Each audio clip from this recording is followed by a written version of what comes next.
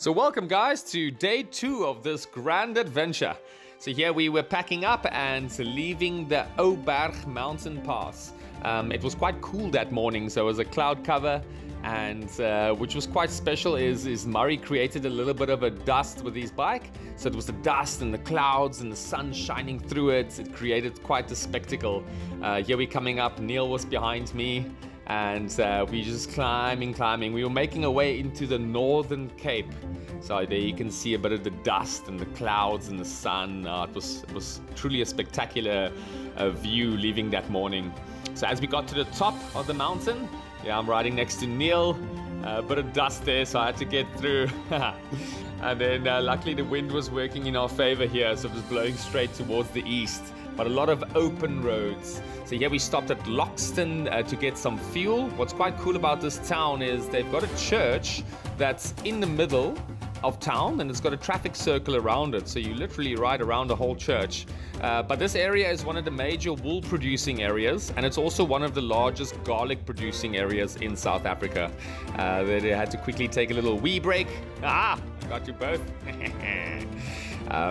Just open lands. Just look at this. There's so much open space.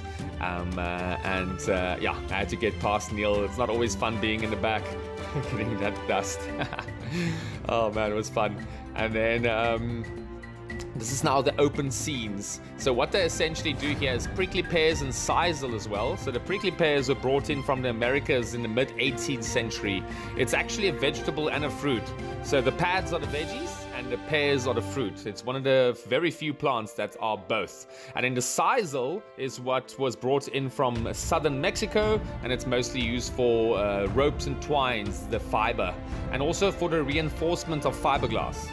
So then as we got into town here, we quickly had to stop for supplies, met a few of the local kids. They were quite inquisitive to see what our mission was. Obviously the motorcycles looking all packed and ready for adventure is quite a scene. And this was our first real obstacle we got to. It looked quite muddy there on the right. Murray opted to go for the left section. I was like, I don't know. So I saw an opportunity for a photo. I rode up there. Murray definitely got stuck.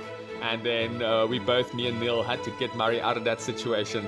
See, that's the nice thing when you're traveling with mates, so they can get you out of a sticky situation like that. I went straight through the water, and sometimes it's just better to take the straightforward path. Trying to make any variations is not always the best. And here we got through it, so you know that feeling of freedom, just hitting the roads again after a little obstacle. And then we got to the accommodation. It's called Raapfontein. So the Northern Cape is so dry, and this is like a little oasis. So I can fully recommend. Nice campsite. Here we have our campsite setting up. Niel tending to some wounds.